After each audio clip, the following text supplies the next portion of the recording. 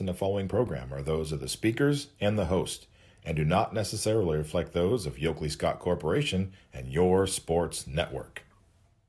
Yeah, I've been closer to Jesus before, so can you help me out? Oh, can you help me out? Am I on my own? Am I on my own? Or can you help me out? Am I on my own? Am I on my own? Or can you help me out? Can you help me out? I've been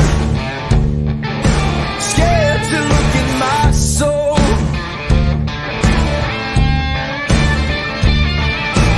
I've been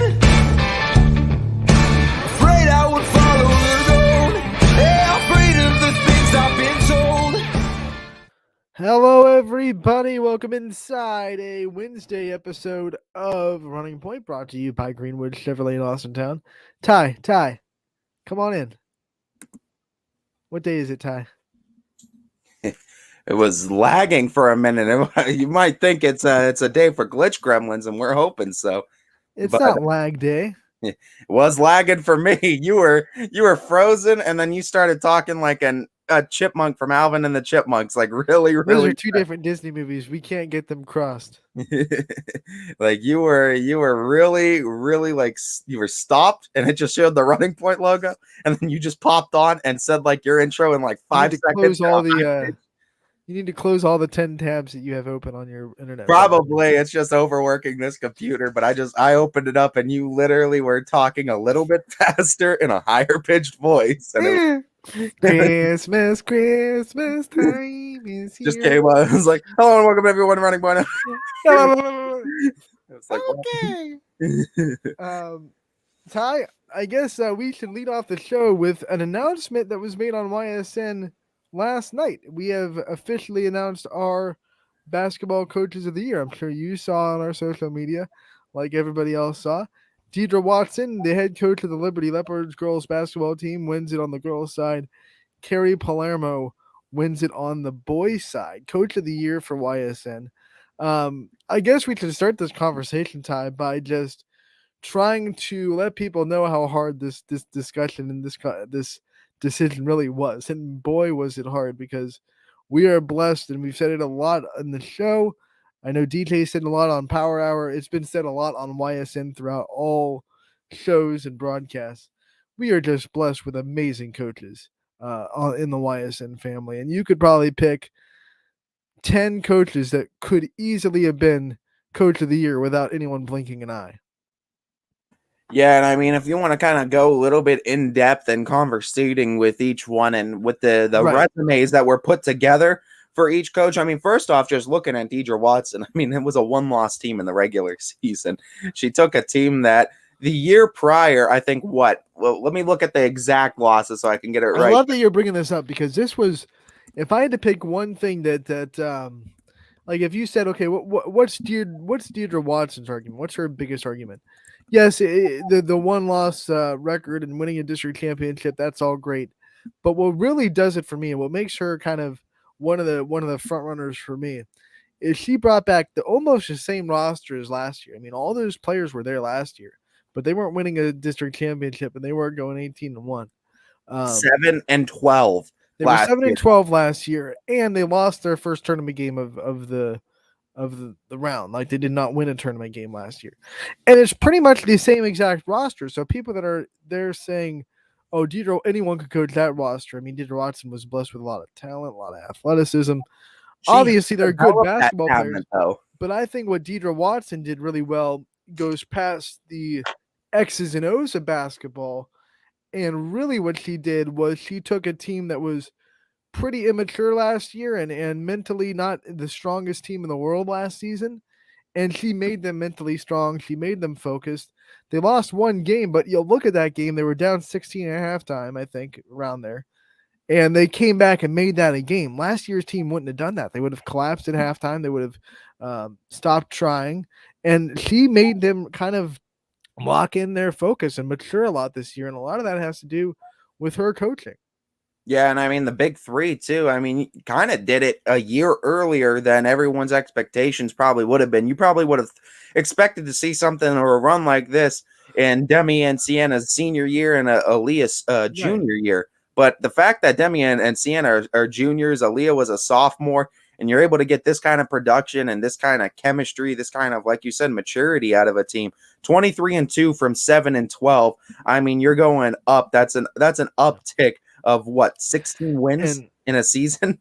I think that the big thing, and like I said, in that turnaround is that, like, they didn't get new players, they didn't get a flashy freshman. It's the same, it's almost the same roster. I believe they had like maybe 2 or 3 seniors last year, but they were hurt. So most of the year last year, they were playing all these players anyway. So she brought back basically the exact same roster from 7-12 and took them to, what was their final win total? 23-2. 23-2. The first program's district championship. So Regional that's pretty deserving. And she had to go through Garfield, Brookfield, and Champion to do it, and she beat them all twice in very close games. And that's not to say any of the other teams in that MVAC are pushovers. That's doing it in probably arguably one of the toughest girls conferences in the area. I think Aaron Gilbert was right there in that conversation. When you look at what he did, he lost Grace Mills last year, who was a perennial talent. And I'm telling you, if YSN was under Garfield last year and we were talking about Garfield, then Grace Mills would have been talked about an awful, awful lot. She was one of the best players in Garfield history. So I don't think anyone really expected them to come with last year. Sarah Seaman and Jenna Smith were more like the secondary players, and they didn't get as much acclimates, and they weren't, doing as much. But they come into this year, and all of a sudden, Jenna Smith is, a superstar, and Sarah Seaman breaks 3-point records. And he did a great job with this Garfield team that not a lot of people kind of saw coming this year. They thought last year was their window, and then all of a sudden they come back this year with that senior group and say, we have one more run in us, and they went all the way to regionals as well. I mean, there was plenty of coaches too. Like we said, I think you could have made a case for Ken Forsyth of Brookfield. Ken Forsyth is a case. Sarah Hamilton has an absolutely amazing case. She went further than any other girls team in the YSN family. She beat West Branch twice this year for the first time since 2004. I think the last time the girls basketball program beat Garfield twice. They won their first district championship since 2004. They did a lot of things first for that program, and it's just her second season. Yep. Honorable mention and one special shout out. I also want to say another guy that could have been up there, Coach Longenecker. Oh my gosh. On the other side of the MVAC too. So you look at what he did. He had 6 players rotation. Like that's it. That's 6 players. And he beat Western Reserve twice. He beat McDonald twice. He beat Springfield twice and ran away with that MVAC, a 20-game winning streak before losing in the districts to Liberty. He took a lot of people and he just developed it. And Rose Counts and Kara English both became all-star level talent, and everyone else filled in their roles nicely, took a step up. And it's the same case as Liberty. And like I said, that might be another rematch of the MVAC championship in a district or a sectional game, and you might see Liberty and Waterloo go out. I'm sure a lot of people looked at that game and said, okay, that means Coach Watson is automatically just going to be the. I don't think that game was the last deciding factor. It wasn't the last. There was some other stuff, and I don't think us at YSN were like, oh, it's Coach L, and then all of a sudden, oh no, it's Coach one Watson. game doesn't define a whole coaching season, but it did help. I would say it helped too. I mean, when you look at some other coaches that I want to give a shout out to, and we talked about expectations with Garfield. Talk about everyone was talking at the beginning of the season. The NE8 is wide open, right? The NE8 is wide open.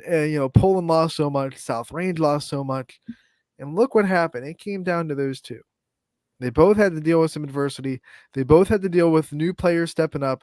They both had games where their team didn't look like the normal Poland South Range team. You're fine. But at the end of the day, they kind of ran away with that conference, and still, even though everyone was expecting someone else to step up. So Fishel and Blanche, who are both going to be coaching in our All-Star game, I think they should get some honorable mention nods too. I also want to give honorable mention nod to Walt Shields. I feel like he's always in the conversation, so it Year becomes to year, yeah.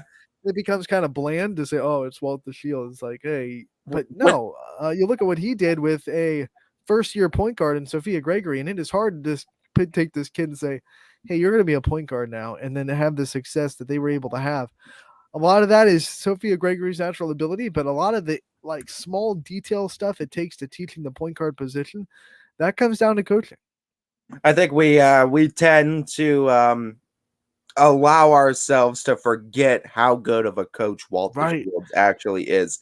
And I think I'm We're pretty spoiled, is what it is. We're spoiled with greatness. spoiled, but it's that same kind of thing that you hear coaches say where a standard kind of changes. And for Walt Shields, like the standard to win like coach of the year, I feel like for him has changed because he's so used to just doing the great things of, okay, we made it to districts, we made it to We've made it to a couple state tournaments, couple of regional finals. Like, I mean, like that's so it's like almost getting to state is the level you feel like the Shields needs to get coach of the year, because like if we want to just go off of just it's almost like it was a knock that he didn't win a regional game. Yeah, like that's what's crazy. But that's all a compliment to him, because if we were going off straight success year to year, we could give Walt Shields the award every single year. We could name the coach of the year on the girls' side the Walt Shields Coach of the Year award if we really wanted to. Like he's done some great things, and his predecessor before him, 800 program wins. They topped in West Branch program history. That's phenomenal. So obviously, yeah, Walt Shields deserves a special shout out. But like I said, when you've been doing it a long time and you've tasted success as much as you have, I feel like the standard is a little bit different for people in the GOAT tier category. Right. Yeah, but the point of the moral of the story is we're talking about the girls' side first, but we'll get to the boys. Moral of the story is there were a lot of candidates. There were probably, trust me when I say there were a lot of conversations to be had. We were having this conversation internally at YSN since like the end of the regular season up until the end of our tournament run. So a lot of conversations were had. There were some players, some coaches that were in the front running for a minute, and then all of a sudden the conversation switched, and then it went back and forth. It was a hard decision. But Coach Watson, no one should be upset about that one being named the final coach of the year. Biggest key I think that we need to say about ourselves that kind of differentiates our awards from, like, say, your professional awards is postseason does matter in this one. We don't just take the regular season for what it is, cut it off there and say, all right, no postseason awards. Postseason doesn't factor in. It absolutely factors in. And I think the proof in that, and we'll segue right into it with that statement, is Kerry Palermo, Cardinal Mooney. Yep. Because you look at a guy that if you just ended at the regular season, you would say, well, Keith Gunther beat him twice, so Keith Gunther should be more deserving than even Kerry Palermo. But then you look at Mooney's tournament run, and he beat, you could argue, 2 Coach of the Year candidates, because he beat Jeff Brink and then he beat Nick Canarino, who were both in that conversation. Yeah, boom, absolutely. Boom. And that kind of, and I've said this before, and it's not a knock to the other coaches, because good coaches can outcoach good coaches in one given night. In those given nights, I think Kerry Palermo outcoached Springfield, and I think he outcoached Camel in those 2 games. Doesn't mean that those 2 coaches are bad coaches. They just were outcoached that particular night by a really good coach, and I think that kind of propels him a little bit too. He beat 2 teams back to back with a combined 48-2 record. 2 1-loss. I'm going to say he beat 3 candidates, because I think under the radar, Coach Lamb could have been a really good candidate for Liberty too, because that team came out of nowhere and was the 4 seed in that district. Yeah, and Liberty was what, 16-17 win team? Right. So, I mean, if Camel didn't have what they had, Liberty probably wins the MVA. You were looking at a combined 65 wins between 3 teams that Mooney had to face through, averaged over 21 wins per team in the last 3 rounds that the Cardinals and Kerry Palermo had to navigate through to get themselves down to that regional final game. And absolutely, that was absolutely impressive. I think you're right. Certain nights, you see it with the teams, you see it with players. Certain players are better. Certain teams are just better on certain given nights. And it happens with the coaching too. And if you want to talk about a magical run, Kerry Palermo had a magical run coaching those boys too, and he didn't falter in that regular season. And I think the regular season was just that. They used the regular season as a test. Let's get ready for the tournament, get ourselves exactly where we need to be, and give ourselves the best shot at it. And Ashton O'Brien, Rocco Turner were fully developed and were weapons to use in the tournament. I was going to say that I think the in-season development of Rocco Turner and Ashton O'Brien, like Deidre Watson, when I said the turnaround between season 1 to season 2 being her kind of greatest argument point, I think the development in season of Rocco Turner and Ashton O'Brien are two of Kerry Palermo's biggest kind of argument points right there. Because if you watch them from the start of the season to where they ended in the tournament, you could tell those kids just developed in basketball IQ. They developed in the things they did on the floor. That's all coaching. I mean, they got better, and that's what you want coaches. That's what you want coaches to do. Oh no! And now all of a sudden, is this a song? Sounds like a song. That definitely looks like a song, doesn't it? I have no idea where that's from. No, our table, it's broken. It's spelled Quinn Push Car. I push my car. Car with a K. That's how Quinn calls it. His car is a car with a K. That's what Quinn calls his car. They're just knocking on Quinn. They say Quinn doesn't know how to spell car. That's what it is. Quinn's just like, got to get to my car. Little do you know, he's pronouncing it with a K. Little do you know. DJ Yoakley actually getting us on track with the basketball awards. Here's a good comment to throw. Most debated award season we've ever had. Tells us our programs are becoming more competitive across the board. Congratulations, Coach of the Year. And today we'll release 6-man, 6-woman of the year. That's going to be exciting. So definitely stay tuned to our socials. I was happy to see the Coach of the Year award. I actually saw Deidre Watson first, and it got me right over to the YSN page to see if the boys coach was announced. And yeah, I was, and and I mean, not even saying, because this was not even biased, but this was my pick too. Kerry Palermo was mine. I said it on the air. I said, if there's one guy I think I'd give it to, you have to give it to this man for the run he had. And I think well-deserving both coaches were, and I can imagine the debates were rigorous. I can imagine. We had debates on this show because we were talking about it before the tournament run. My pick was absolutely Eric Fender. Yeah. Because of what he did with what he lost, with all the injuries that they had to kind of fight through and the adversity they had to fight through in your first season as head coach, trying to step into the shadow of Kevin Grisdale. I don't know why my Kevin Grisdale. To step into those shoes and to do what he did with the adversity before the tournament started, like that was my pick, and I was standing by it no matter what. And then Kerry Palermo ran through the tournament and beat Jeff Brink and beat LeVar Lamb, and then beat Nick Canarino, who were 3 Coach of the Year candidates. And that was amazing. And like you said before, tournament runs matter. Anthony voted about 48 times for 48 coaches. You voted all of them. Anthony couldn't be mean. Anthony couldn't vote for not one person. He's like, that is untrue. I sent in one text with a vote for every position, and that was one text. I might have had conversations on the other ones, but my official vote was one text with name. I could see. Anthony's text was one text with the name of every coach in our program. Coach of the Year. Everybody. Everyone gets a vote from Anthony. That's what I'm looking for. That is a bold-faced lie. Not true. Oh man, that was. I can make arguments for a lot of people, but I think, you can attest to it. All season, it was Eric Fender for the boys. You had me convinced towards the end too about Fender until Palermo did what he did in the tournament, which kind of says tournament runs matter. Like you said, postseason matters. What you do in the postseason matters. And what I think the biggest, I'm going to get back to where we left off before we got off target, and then we'll kind of continue the conversation. the biggest argument point in Gary Palermo's case, in my opinion, is the development from the beginning of the season to what we saw in the tournament. Development of the young kids like Ashton O'Brien and Rocco Turner. And I'm pretty sure guys like Ashton O'Brien were actually on that JV squad. I think so. Halfway through the season, they pulled him off the JV squad because he was just tearing it up. They threw him in this point, and Ashton O'Brien made that big shot in that Camel game that put him up 3 and kept them up for the remainder of the game.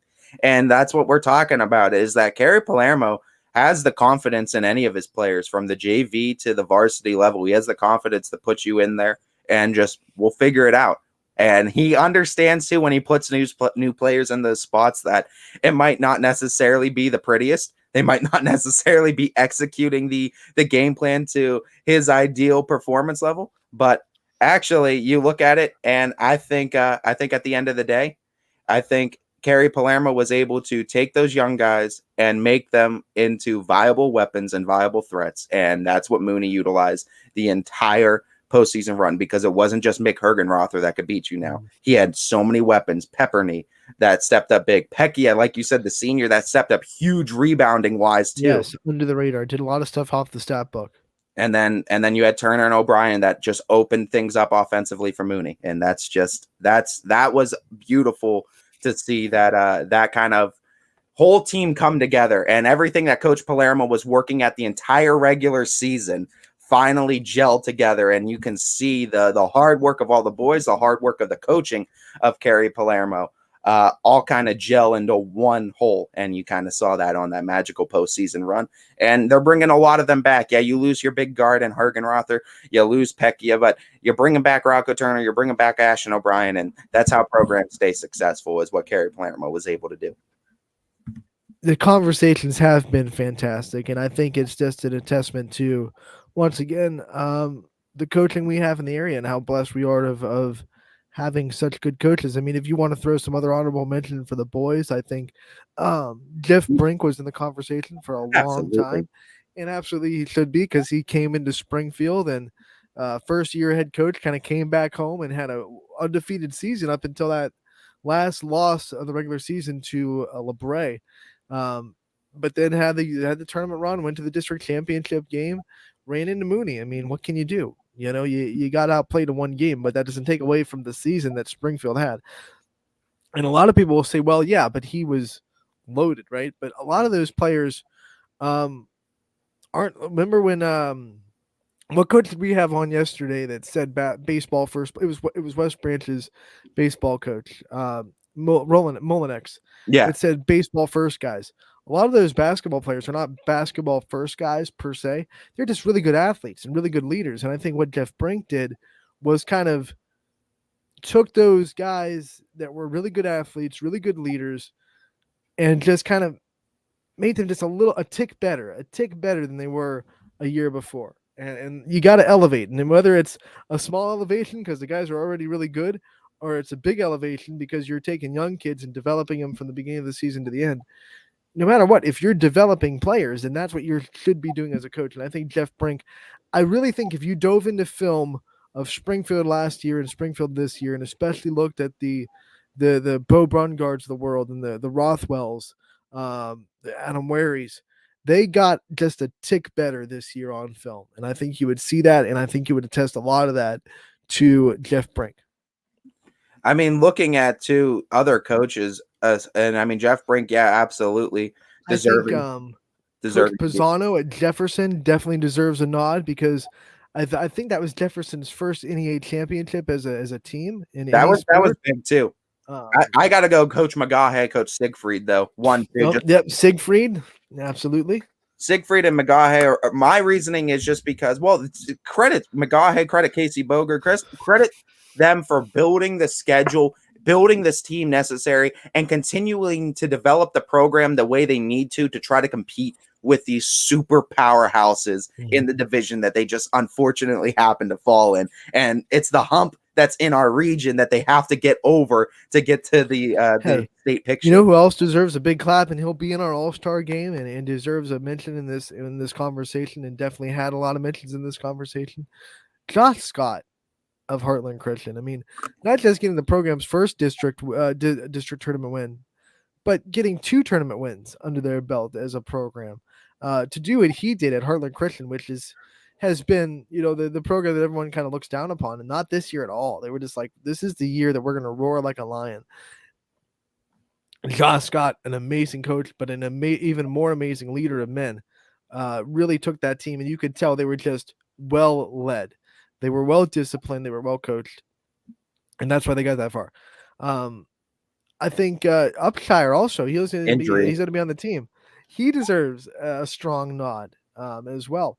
I want to give another shout out, and I know we're just kind of shout outing every coach in the area. It doesn't sound like that, but it's a testament to the coaches we have, and I keep saying that. Huxhold at Lisbon. I mean, you think about what they had to do and how many injuries they had. They were still putting very competitive teams out on the court. They almost beat Badger out of the district. So I think Coach Huxhold deserves a little bit of love from Lisbon as well. You have any honorable mention last minute honorable mentions? No, people just giving some love to our coaches. Coach Brink doing an excellent job, getting a shout out over there. Akron Zips almost getting a shout out too with that upset over UCLA too. I was hoping to the last second with that. It's close. Raymond Samil saying Mooney boys head coach hands down. Yep, that's Kerry Palermo, and we agreed with you on that one too. There were some great coaches in there, but I think that postseason run was it. And I mean, DJ just tuning in again.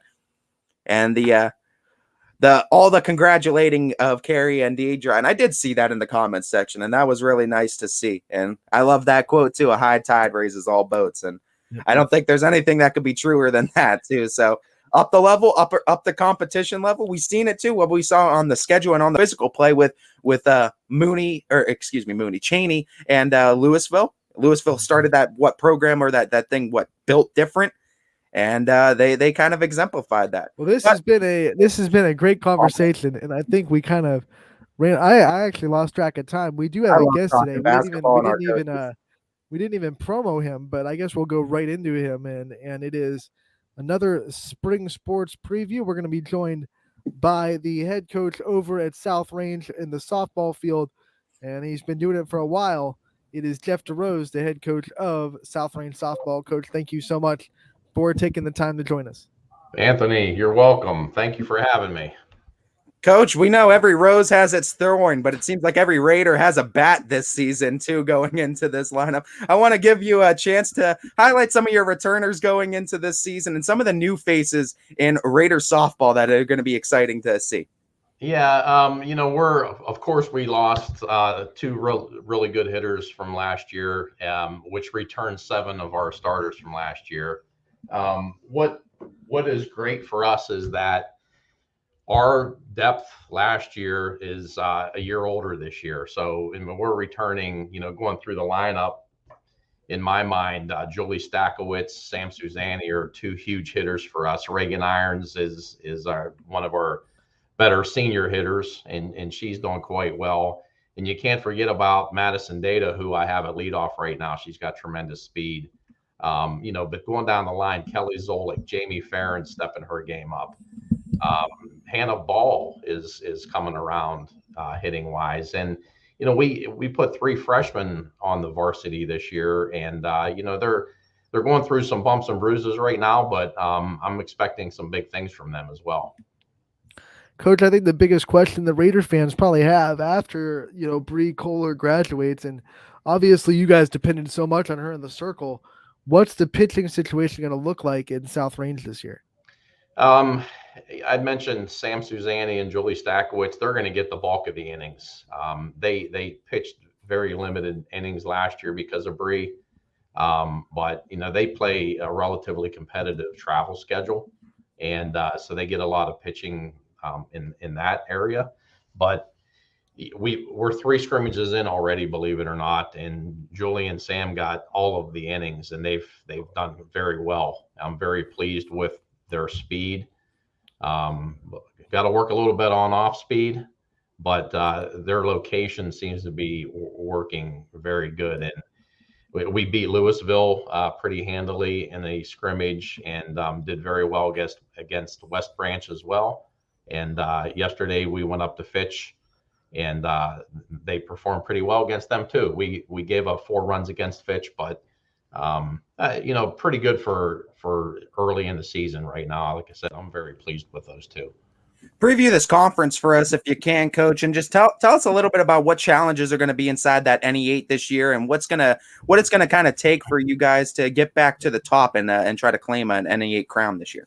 Yeah, I mean, last year, as you know, we tied with Poland. Poland beat us twice, but they ended up losing to 2 other teams in our league that we swept.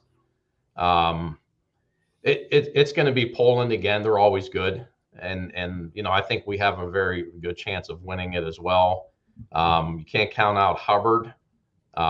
They got a D1 recruit on their pitching staff and shortstop. So, and they're under a new coach too. So, maybe he may, change some things around there. I don't know. So, I can't speak intelligently about the other teams because I don't know like what Struthers may be bringing to the table this year.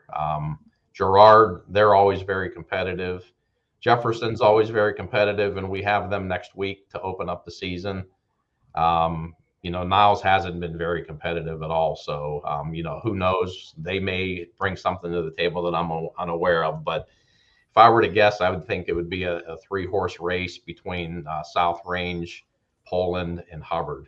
Let's just follow this up real quick then, Coach. For you to focus on yourself, for you guys to win the conference, finish this sentence for me then. South Range wins the NE8 if we beat Poland and Hubbard. I love it.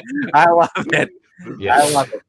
It comes down to those games, though. But I mean, that's 4 games on the schedule that all of a sudden Raiders fans need to circle. And if you guys aren't going to go to any games, or if they're going to go to certain games, I think those are the ones to circle. And like you said, Coach, I mean, Poland beating you twice. I got to figure inside that locker room, there's a little bit of animosity before playing the. You know how you want those games back. There's time. There's one of the games against Poland I want back. I mean, we jumped out to a big lead and then kind of crapped down our leg the very next half inning and let them back in the game, and then they grabbed that momentum and took it from there. Both games were just slugfest too, Coach. I mean, home runs, boom, home run. It was insane the power that those two lineups kind of put out. We're very familiar with the teams in your conference. Talk about your non-conference schedule. I know you guys always try to get a lot really tough non-conference schedule.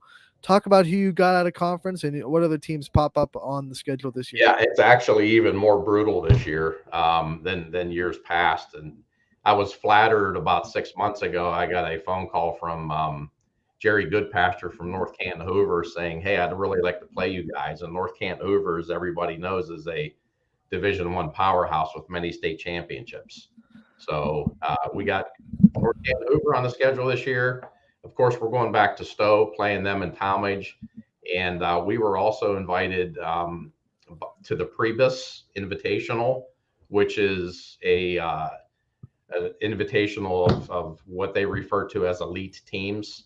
So we got like Mount Vernon, we got a couple other teams that are like very, very good that we're going to be playing there. So to sum things up, our schedule is Division I, Division II. We do not have a Division III opponent on our schedule unless there's somebody in the NE8 that moved down, maybe Girard, but other than that, it's Division I, Division II. And then the really neat thing, and one of our out-of-conference opponents happens to be Beaver area local school district out of Pennsylvania that we are going to be playing down at the Grand Strand Classic in Myrtle Beach. They're coached by my niece and my brother-in-law, and they won the state championship last year. With Peyton List on their pitching staff, who's going to committed to Virginia Tech. 68-mile-an-hour fastball, 45-mile-an-hour changeup. Can't wait to see her. Coach, you got to talk about that matchup a little bit then too. I mean, has there been internal talks with you and the niece about this game upcoming? And I mean, because we've been to the dance twice, and I'm not one to talk about my team to my family. I just don't. I let the girls do the talking, and when I get questions, I tell them, yeah, we're a good program, and our record shows and what have you. But I'll never forget the Christmas dinner at my sister's house when my niece walks in and throws her state championship ring in my face and says, "I wish you had one of these." Oh. Yeah, so I'm like, you little bit, Letting you No. So, so here's the deal. So over the years, I've actually tried playing her and never had the opportunity to do it. She started questioning me about our Myrtle Beach trip because we've been going down there a lot. And so now Beaver is going down to the Grand Strand Classic. And then when I talked to the tournament director about 2 weeks ago, she says, "Hey, do you know a team called Beaver Area Local Schools out of Pennsylvania?" And I says, "All too well." All too well. She said they requested to play you guys, and I said, "Put them on the schedule." So That's gonna be a great time. I can't wait. It's going to be, if we win, it's going to be a tough win. We saw a fireballer yesterday at Fitch. I'm throwing 68. A decent changeup, not as good as Peyton from Beaver in Pennsylvania, but our girls had a hard time catching up to her. So hopefully we'll be ready for her. It's only a couple weeks away, believe it or not. Coach, talking about the schedule, when you put together a schedule like that, though, just a real quick question for you, because for certain coaches, for certain athletic directors, I guess it kind of just depends on the talent that you have on the team. Some go pitching heavy, some kind of go through tough lineups for their pitchers to deal with. Do you guys kind of look for a balance, or do you look for pitcher heavy, lineup heavy? What are you looking for, particularly in games you're scheduling? Yeah, Don Farron allows me to make my own schedule, which is great. I don't look for anything other than great teams, because I'm a firm believer of if you want to get better yourself as a team, you got to play teams that are better than you. And whether it be pitching or hitting, because our defense is going to, of course, need tested this year. Sam and Julie that are going to be getting the bulk of the innings on the mound.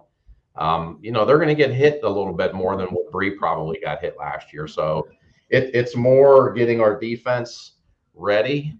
And so we're playing teams that I think are going to hit the ball. And, like I said, we had a very difficult schedule last year, and we ended up winning 30 games. So, if we play well and lose, then we play well and lose. I'm not chasing wins. I'm chasing getting better. And then when we get to the tournament, hopefully we're ready. Coach, this is a team, like you said, 7 players returned from last year's roster, and there's 7 players that kind of got the taste of that state championship game and know what it takes to get there. How much does that experience do you think is going to come back this year and really help you guys keep the standard high, keep the work ethic high, and not falter during these tough games that you're going to have on your schedule? And that's a great question, because if you think back in 2016, we went to the state championship and lost, and returned 8 players from that team. Yes. Lost in the districts the next year. Yeah, I didn't want to bring up 2017 myself. I'm bringing it up because I tell you what, that's one of the first things I wanted to talk to these girls about when we started the season is, great season last year, girls. Now get it out of your head. It's a brand new season. Everybody's 0-0, and that's where we start. So it's great to have that experience, but I don't want it in their heads, and I don't believe it's in their heads. So that's a good thing. South Range hoping for some a Christmas gift in the form of some sectional district and regional champions. As you got that Santa Claus up in the background, DJ's. Oh, yeah, I'm in my office. I even changed my work shirt. Can you see it behind me? I put my Raider stuff on, man. I love South Range. I just love it. Stay it festive. It's Christmas every day at South Range, especially when we get into softball season. Coach, I'd be hard pressed to not let you shout out your staff and some of the other assistants and some other big names in that South Range program that we know you couldn't do it all without, and that doesn't usually get enough spotlight. So I want to give you that chance to shout out your assistants and other big names. Absolutely, and I'm a firm believer of surrounding yourself with people that are smarter and better than you are, and makes me look good. But Don Farron and I have been coaching together for I think 11 or 12 years now. Don is an excellent offensive mind, and I rely heavily on him, and the way he calls the game offensively. Every now and again we'll make eye contact in the corners, and if he knows if I want something, I'll signal to him. But for the most part, it's Don's show on offensively. We have a newcomer this year, Melissa Starkey. Melissa comes to us as a volunteer. She played college ball at Akron University, actually, and she has some boys in South Range School District, and she's coached both at the high school and collegiate level too. So she brings a wealth of experience, and getting to know her this year, not just the experience, the ideas that she has, the camaraderie with kids, it's awesome. And then I've been with Gianna. I call her Marinucci, but her maiden name's Rowan. So Gianna Rowan and Lexi Roach bring also a wealth of experience. They're our main JV coaches, but they do assist at the varsity level when JV's not playing. Coach, correct me if I'm wrong, but Lexi's sister is doing pretty good for herself down in Auburn, right? She plays for Auburn, yeah. Right. So starting shortstop as a freshman. No, that's pretty amazing. I know that name, and obviously Haley Roach is also at YSU right now doing work there too. So what a great softball family to have in your program. Lexi played for YSU, and Gianna played. She didn't play at the collegiate level, to my knowledge, but she played very high competitive travel ball. So I got a ton of experience with me, and totally rely on them. In fact, on Friday last week, I said, I committed to go see my children down in Virginia on Friday. You guys got practice, and I didn't worry one bit about it. So love having them all. Coach, DJ Yoakley has basically made the CEO mandate that we ask you about your nickname Spanky and tell the story on how you got it. So So DJ comes down to Myrtle with us, and I hope he's coming down this year. He comes down to Myrtle with us. He's sitting in the press box in the back, and I go give my lineup to the coach on the other side. So I'm passing DJ, and he says, hey, coach, do you mind getting me the other coach's name? And I said, no problem. So I said, hey, by the way, I got to give your name to the guy in the press box there he's broadcasting the game back home. He goes, just have him call me Spanky. So I said, okay. So I went back to DJ and said, his name's Spanky. And he's like, no, it's not. And I'm like, yeah, it is. That's what he told me. So DJ thought I was lying to him. So now that's how I got my nickname from DJ of Spanky. And I also returned that name back to him. So to me, he's also Spanky. Spanky. I love it. I love it, Coach. I mean, looking too, real quickly, I want to give you that opportunity to call out the South Range faithful if there's any of them that happen to be living under a rock. I know usually you guys get great support anyway, but if there is someone living under a rock, what do you believe? What is your first game of the season? Shout it out first day and when the South Range faithful can come and see you. So our first official game is Monday at Jefferson. If you look at the forecast, I doubt it's going to happen. So I talked to Jefferson's coach yesterday. Game time's supposed to be 5 o'clock, but it'll be more like 5:45 because of our busing issues as far as when we can leave the school. So to the South Range faithful who don't want to go to Jefferson, they will be coming down to South Range on Tuesday next week, 5 o'clock start. Coach, you're getting questions from the comments section. I think this was a pretty good one we could talk about a little bit because you've been in the district a while, in the district in Division III, and I think this is an easy answer, but what do you think is the biggest threat for you guys in the district of Division III? Well, in the district, you always got to look at Ursuline. I don't know like where they may fall. We saw them in the regionals last year. Ursuline's huge. I mean, they're under a new coach right now, but I would say that if we happen to see them in the districts, then that could be a major problem. And there's some great programs out there that you don't even know what's coming up. Like, I use Austin Town Pitch as an example. I know they're Division I, but they got the luxury of a stud pitcher as a freshman coming in. I don't know what's happening in the other schools. Waterloo always brings a really good program. Kirtland brings a really good program. We saw them in the districts last year. So, I think if I were to point my finger at one team right now, it would definitely be Ursuline. Coach, thank you so much for the time. We appreciate the time talking to you. We know that it's going to be a very successful season, and we know that we'll be talking to you again real soon. We'll give it our best. Thank you, guys. Thank you, Coach. Yep, take care. Coach Jeff Derose, head coach of the South Range softball team, joining us on YSN Live. Running Point brought to you by Greenwood Chevrolet in Austintown. I believe that'll take us right into a break. It would be a good time for a break, I think, Ty. Lots to talk about. We'll be back next on Running Point. We still have Coach Michael Pays, the head coach of Garfield Baseball, coming on at 1 o'clock. Don't miss that. We'll be right back on Running Point, brought to you by Greenwood Chevrolet in Austintown. When looking for home design inspiration, don't just be inspired, be Baird inspired. Whether new or remodeling, Baird Brothers has the latest trends like shiplap to refresh your home. Go from inspiration to installation with our wide selection of in-stock American hardwoods. From the rustic charm of antique oak to the warmth of traditional cherry, Baird Brothers has what you need to make your home inspiring. Baird Brothers, our family's heritage, your family's home. For a great vehicle and a great experience, come to Boardman Mitsubishi today.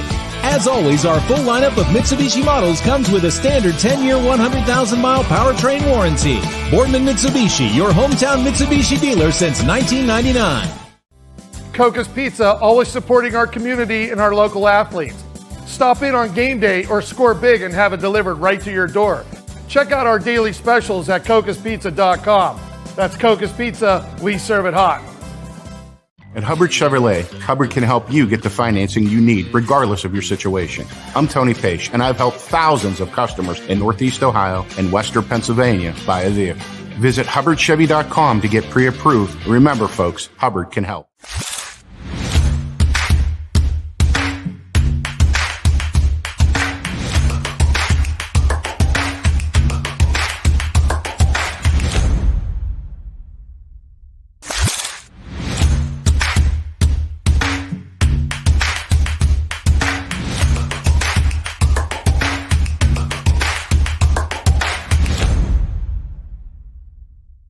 You're not waiting to see what the world has in store for you. It's more about what you have in store for the world. All you need is the opportunity. All you need are the resources of a large university and the advantages of a personalized academic setting where you can experience new worlds in the arts and sciences, business, and education and make them your own. We are where you shape your future. We are Youngstown State University and proud. Welcome back to Running Point on ysnlive.com, brought to you by Greenwood Chevrolet in Austintown. Anthony Hartwig, Ty Bartell beside me. Ty, we never talk national, but I can't help it because my phone just buzzed, and I'm sad. Why? Because Tyreek Hill is being traded to the Dolphins. So they took Juju and said Hill. Oh no, Anthony. Oh no. You talked about this too. You were like, Juju as a number 2, great. I love it. As long as you got Hill and Kelsey. Well, we don't have Hill anymore because we're sending him to the Dolphins for a first-round pick, a second-round pick, and a fourth-round pick. Tua. As well as a 4th and a 5th-round picks in the 2023 draft. So the Dolphins gave up, 6 draft picks for Tyreek Hill? That's it. I mean, as DJ even, like, good night. It's over. Ant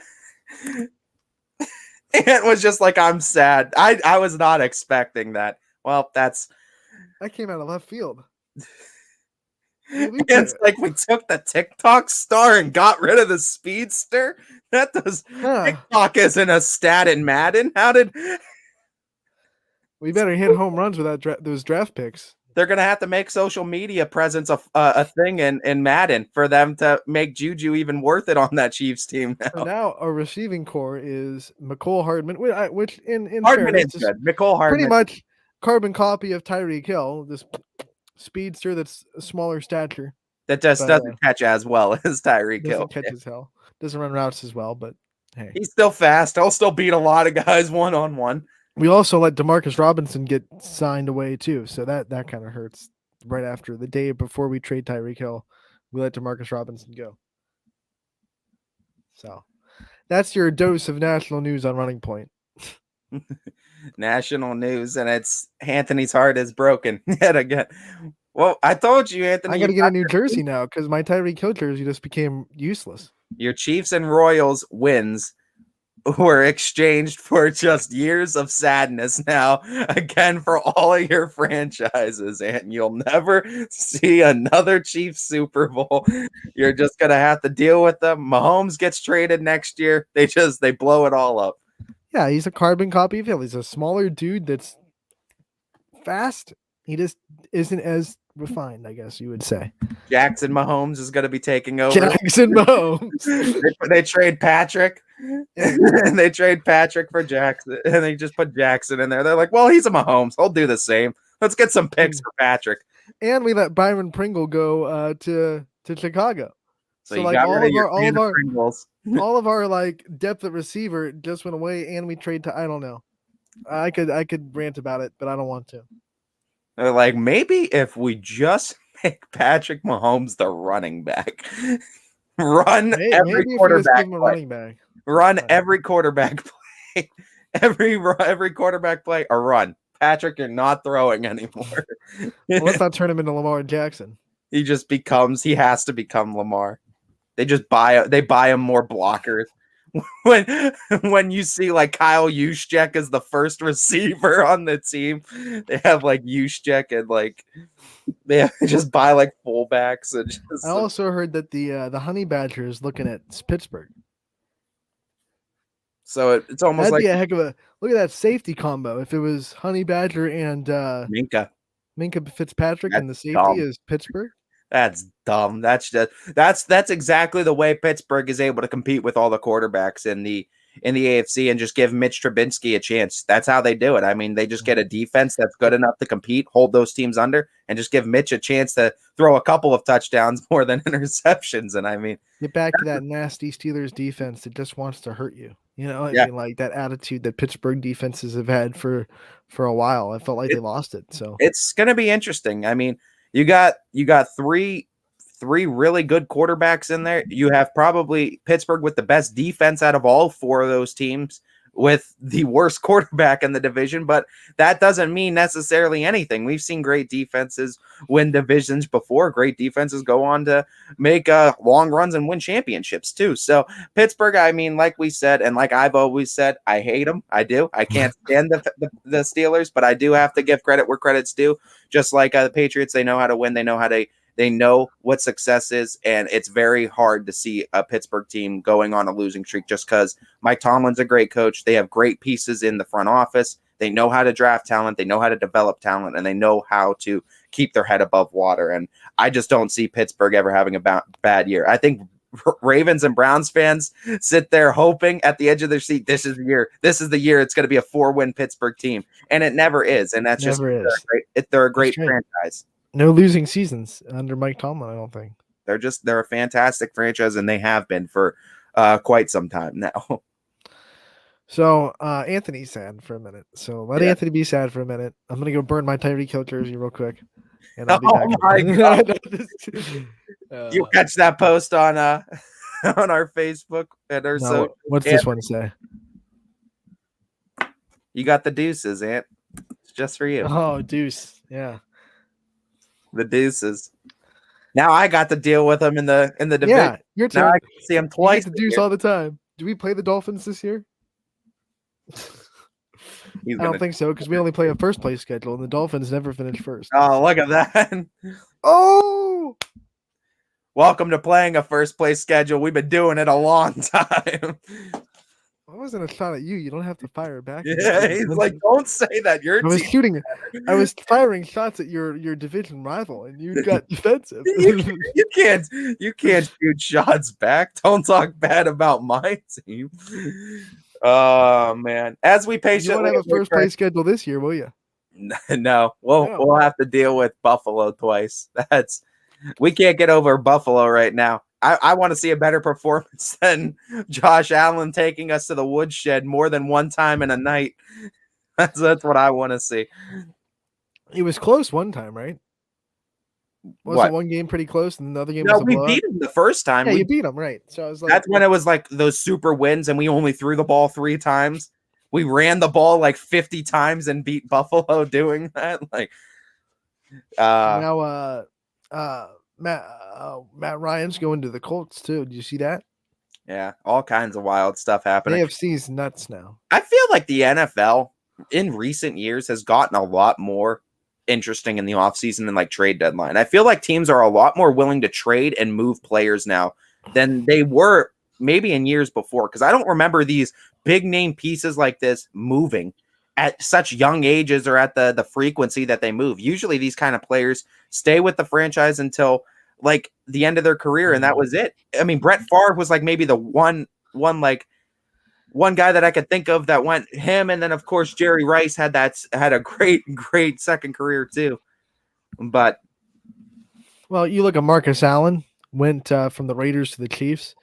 Rich Gannon went from the Chiefs to the Raiders and went to the Super Bowl. I just don't remember it happening at the frequency that it does. No, not at the frequency. Not at all. It happens all the time now, and I think it makes it more interesting. And I love that teams are a lot more willing to pull the trigger on trades because now it's known, I think, amongst everyone that a pick is not a guaranteed anything. A pick is just that. I mean, you're picking talent, hoping that they're going to develop into NFL ready player. That doesn't always happen, and that's not always guaranteed. So I think a lot more teams are a lot more willing to say, okay, we're going to give up the rights to these picks. Let's get talent that is guaranteed. Well, we got about 4 minutes until we get back on the local track with Coach Pays from Garfield. So I guess we can take those last 4 minutes. I don't know. You're sad right now. I've been shell shocked. You're dealing. It's funny because like 3 days ago, the news on Twitter was like all the Chiefs sources were saying that we were offering Tyreek Hill a big contract. So I was like, okay, we're gonna sign him. We're throwing the barn at him. So apparently either that wasn't true or he said no to whatever we offered him, and then we were like, all right, then we'll trade you. He probably wanted a super max or something like Which that. is silly. Like, I don't know. I think Tyrann Mathieu wanted a lot of money too, because we threw him an offer and pretty much offered him what we offered Justin Reed to come from Houston. And hey, if you want money instead of winning, then hey. It's just that Marvel scene. It's Red Skull. And you see Zach Greinke get signed for the Royals, and Tyreek Hill has to leave, and he's just like a soul. Zach Greinke, you know what made me happy about that? His press conference. I don't know, how much you trust Zach Greinke, but he was like, Kansas City's been my number one destination for like the last 4 years. I was like, oh, cool. And he's like, the only thing that would have kept me from Kansas City is if if the universal DH rule didn't go in effect. He said if that happened, then he would have gone to a National League team because he likes hitting. So he said once the DH was here to stay, he's like, Kansas City was it. So coming back home, it's okay that you left in disgrace and you kind of trashed our city and said we don't want to be here anymore and left. Well, we'll welcome you back with open arms. Anthony will. Anthony will welcome you back. I'm a shallow fan. What can I say? A soul for a soul is what it now was. I can bring out my Greinke shirt that I haven't worn in like 10 years. So yeah, so now the Tyreek Hill shirt goes. Yeah, I can just throw the Tyreek Hill jersey, put it in storage because I never burn stuff. It'll be a throwback one day when we look back at Chiefs history and we say we won Super Bowls. It'll be okay. Tyreek Hill was a big piece of that. So I'll put the Tyreek Hill jersey in storage and I'll just grab that Zach Greinke shirt and put it back in the closet. He got to get a shirt for a shirt. Yeah, he's making his first start of the spring today, so we'll see how that goes. We'll have to see. We'll have to see too what the Garfield G-men are going to do, because if I'm not mistaken, Ann, isn't this going to be their first baseball season now under the YSN banner? So we're going every season. So it was the first football, first basketball, now the first baseball, softball season. And I got to say, I think they did pretty well in all of the above, as far as girls basketball making a nice run, football made a really nice run. Football, if I'm not mistaken, out of our region, had an even closer score than South Range did against Kirtland. Yeah. I think the final score was closer. They were both kind of no contest, but yeah, but I mean that's a Garfield team that looks to be good again, and I'm excited to talk about this because there's a lot of multiple sport athletes, so we're going to see a decent amount of the basketball and the football guys over on this baseball team again. It'll be interesting to see because we don't know. It'll be interesting to see how many of those guys are like baseball first guys, or baseball is their most prolific sport, and what guys shine brightest on the baseball field. Because we've been kind of introduced to all these athletes at Garfield, and softball and baseball. So it'll be interesting to see which ones are like true going to absolutely shine brightest on the diamonds. Yeah, absolutely. And I mean, the pitching mound is obviously going to be huge for a lot of these baseball teams, what they're throwing out there on the mound and what kind of arms they have. What kind of arms they have in the bullpen, too, is always huge, too. And in certain cases, when you kind of have that closer role locked down and you have a guy that you know that can eat the last inning or two and shut games down for you, that makes all the difference, too. And we see Canfield had it with Gerdick, and a lot of teams, I mean, if you're able to utilize that kind of closer, it helps out tremendously. Especially in the tournament when you can afford to just have one of maybe your 3 starter turn into your closer. Because you don't need 3 starters in a tournament setup. It's 1-2, and then you're good for 1-2 with the break. So if you make that 3rd starter kind of your closer in the tournament time, I mean, we saw South Range. I mean, when they won the state championship, Brandon Youngs just came in and said, "I'm going to be the closer," and I believe he closed out every tournament win that they had, from regionals, regional semifinal, regional final. He closed the state semi. He definitely closed the championship game.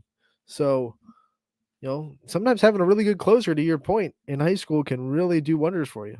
Credit to all those guys that step into that role too, because it's not an easy role. It's a whole different mentality you got to step into when you're coming in to close the last 2 innings rather than start the game and just try to get into a rhythm. You got to kind of come in focused, ready, and you're kind of trading in some instances runs for outs. In some scenarios, you're trying to get those final, whatever it is, 6 or 3 outs, however many you're tasked with to finish the game out in. I mean, especially in the tournament too, those are pressure cooker situations that you sign yourself up for when you say, "I'm going to be the closer." So you got to be able to deal with it. That's one of the things that you'll see a lot in baseball that you don't see in softball, which is like just coming out of the bullpen for no reason, just something to make the pitching switch. The only time you see pitching changes in softball is if things are going wrong, and you say, "Okay, we're just gonna," but you don't have like, "Okay, this girl's a better matchup. I'm just gonna bring a lefty out of the bullpen." That doesn't really happen that much in softball. Yeah, well, yeah, but also in softball too, I believe the motion of the throwing motion of softball is a lot easier on the arm too. So it's easier on the pitchers in softball have to watch more on the hips. The hip labrum is more of a common injury in softball than the shoulder labrum. You still have some pitchers that tear their labrum in their shoulder, but the hip labrum is really what softball pitchers watch out for, because they're doing those long strides and putting a lot of weight on their hip when they land. So as far as softball common injury for pitcher, you worry more about the hips than you do the shoulder. Definitely not the elbow. The elbow in baseball is what you really look out for. Yeah. But you almost have no strain on your elbow for a softball pitch. Cause, I mean, if you watch a pitcher slow-mo, it looks disgusting in baseball, because they're like, it is. The arm. The guys like, they like are contorting their arm. It is crazy that, I mean, but the ball is coming out as fast as cars drive. Like, I mean, it's coming out at like faster, because most speed limits are not 97 miles an hour. So you're just seeing it. It's just like standing in a box looking at 100-mile-an-hour fastball. Like, that's what I said. Like, can you imagine these people that have to watch Aroldis Chapman step in and just like throw straight? I'd be like, what do you mean you already threw 3 pitches? You have to start into your swing before the ball even left his hand. I feel like you have to start getting ready. I would have to even make contact. That's why, I mean, like with that, it's straight up guessing. No matter what, you're not seeing the ball. It's straight up guess. I think major leaguers have said you'll never convince me that you saw the spin of Aroldis Chapman pitch. It's straight up guess. 90 to 94, you could still see like the seams and everything, but like once you get over like 98, it's literally just a white blur. You don't see the seams anymore. Because that, like, obviously 80s, you could see the seam rotation. Yeah. 90s, you could. What is it? Is it the changeup where you see the little dot, and that's when you know that it's an off speed? You'll see. Well, sliders in baseball will usually be the dot, just because of the way it's thrown. Right. It'll be the seams are spinning, so it's like a little bit red dot. So it's typically a slide or some sort of off speed, but sometimes depending on how the changeup is thrown too, because there's different ways to throw changeups too. Every pitcher I feel like can have different ways. Circle change and palm ball's technically a change. So I mean, there's different ways to throw it. But yeah, when you're throwing up over 100, you're not seeing seams. You're just seeing a white blurb coming at you. Contrast, you say like, okay, the elite pitchers in softball can throw 72, but you're also going from 60 feet away to 45 feet away. That's a huge difference. 72 miles an hour from 45 feet away pretty much looks like your 100-mile-an-hour fastball. Yeah, it's still it looks very fast too, and it's hard for a lot of teams. And when you have a good rise ball, is what it is. Yeah, that's why a lot of baseball hitters will kind of look silly against softball pitchers because they're not used to seeing that baseball. Baseball's not many baseball. Even the ones that look like they rise, they really don't. You're throwing down on baseball. Like baseballs are always you're throwing from a mound too, but softballs are coming up at you, so it's just a different. The players that can, if you're a submarine pitcher, you can get that's as close as it gets. And those are weird for baseball players because you're coming from the side, and sometimes they could throw it like almost up diagonally, and that's weird. Like Darren O'Day used to kind of come all the way underneath. He had like the full submarine, so that is like the submarine pitchers are wild. Let's take a break and because we're past the time for Coach Pays. So let's try to there he is. Okay. Popped in right now. We'll just get him. I was going to say let's reach out to after Coach Pays.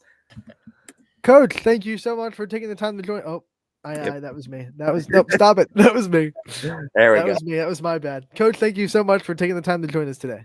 Hey, no problem, man. Coach, what we always like to do, start off with all of our teams, we always like to start off with a sort of meet the team segment. And with this being Garfield's first baseball season under Ysn, I think this is a perfect time to do so. So shout out those returners you got coming on to the team this year and some new faces we'll be seeing in G-Men baseball. I got about a few 4-year starters that's been starting for me since they were freshmen. A couple of these kids in this class, the senior class, they've been playing, as a freshman and really have done well. Anthony Dema's coming back. He plays center field. You guys know him from football. He was an all-league kid last year, first team. Was the second in average on the team. They led the team in RBIs. He'll man down center field. Eric Geddes was a first-team kid. He's a sophomore. He was a freshman last year. He led the team in average and runs last year. We have Brodie Swagonski. He's a 4-year starter for me. He'll play shortstop, pitch, third base. Caden Spade was a first-team pitcher last year. He's a 4-year starter. He's a senior as well. And then we have some other younger guys like Vinny Grandizio. He's been starting. This is his 3rd year. He started as a freshman. He's coming back. Lenny Vecchia got some time on the mound. He'll play first base, third base, and he's coming back as well. So we got like a nice core of experienced kids that are coming back that, I'm excited about. Coach, like football and basketball, this is kind of our first year that we get to kind of know these athletes and know these teams in Garfield. Give us kind of an idea of what the identity of Garfield baseball is and what the personality of this team in the locker room is. We try to have fun. We got a lot of kids that just like being around each other, especially this year. We've been one pretty cohesive unit. And they like to have fun and they want to win games, but they want to have fun while they're doing it. And they look to come into, work hard, have fun, be together, be as one. Last year we had a little rough patch with some of the, some of the runs that, a couple losses here and there and stuff kind of went and hit the fan. But then this year we've all been together. And that's the big thing they want to focus on is the family outcome. I always stress to every team that I coach that, this is a family. We're a family. We're with each other as much as I am, probably more than I am with my own kids and stuff like that. So we try to stress the family and we stress, trying to win games and having as much fun as possible. So we got some goofballs on our team, baseball. There's a lot of, guys that like to have fun goofballs, but when it's time to play, they'll strap in and get ready to go. Coach, I don't know if you've had kind of time to look ahead at your conference this year, the conference that you guys jumped in with, the MVAC. But if you have, what teams are exciting for you, and what is your outlook of going into this MVAC Gray tier this season? Well, I mean, we just want to compete and win as much as we can and try to compete for a league title. I mean, that's no matter what, that's every year our goal. I know we have a rough stretch right at the start. I mean, the second week we play LeBray, who was successful last year. 2 games on a Monday, Tuesday, and then that same week, Newton Falls. We play them on a Thursday, Friday, and then we follow the next Monday, Tuesday with Champion. So that's 6 league games in a week, and those 3 are when I'm coming into this league. Everyone's talking about those 3 teams, and those should be the 3 teams to beat, especially Champion, and then LeBray, and then Newton Falls. I guess has 2, stud pitchers, and one of them is really getting looked at to play baseball at the next level. Can really hit. There's stuff all over Twitter, all over about them hitting home runs and stuff like that. So it's excited to go against those guys. This is a new league. So we played Champion last year. We had a nice game against them, actually. We played really well last year in that game, probably our best game that we played all year. So we know kind of what they have, and they have a lot of good kids. And I don't know as much about some of the other teams, but I know those 3 are what everyone talks about. Coach, talk about this Garfield community, how much they like baseball, how much they support you guys, and what it means to you personally to coach for Garrettsville Garfield. I always wanted to be a head coach. And to be honest with you, I went to Hiram College and wanted to play both football and baseball. And I got to start as a freshman and on the football team. So I actually went the football route, and I came and I missed the game of baseball. So when I came here, I was under a good coach as a JV coach under Bo Norton. Very successful guy, and there's a lot of straight baseball people in Garrettsville. So the same people that you see at the young level, they're going to be supporting you all the way through, and it's great to see that. So I'm excited about that, and you'll see people at the games a lot, and it's not like a basketball game or a football game where you get crazy attendance or anything, but you always have those same parents that are always there and will always be there no matter what. And it's just great to see that. And I just look forward to more support this year as we enter this new league. Talking about the league, we talked about your conference games, but let's highlight some of the non-conference games you guys were able to schedule. Which ones are you particularly excited for to get this team up against and get their feet wet against? Well, we start with Streetsboro, and they're always pretty darn good as well. We try to get them every year. That's one of the reoccurring games that we play. So we start with them. Hopefully we get that in, but it's not looking good for Monday. But we play them as a non-league. We played Berkshire as a non-league. They went pretty far last year. I think regional finals and lost in extra innings. So that's always a good game that we get in with them. We scheduled West Branch this year, which is new. Don't know much about them other than they're always good. So, and I know they have a great, beautiful field, and we look forward to that. And now, I scheduled Mogadore. We scheduled Mogadore and Southeast. That was all old league opponents. So I'm excited about playing those guys because, we've been playing them for years. And then we always do this pretty cool thing where we go down to Springfield Local. That's where I'm from. I graduated from Springfield Local in 2004. So we do this cool thing where we go down there and we play them a game, and then they always have another team. This year it's Carrollton.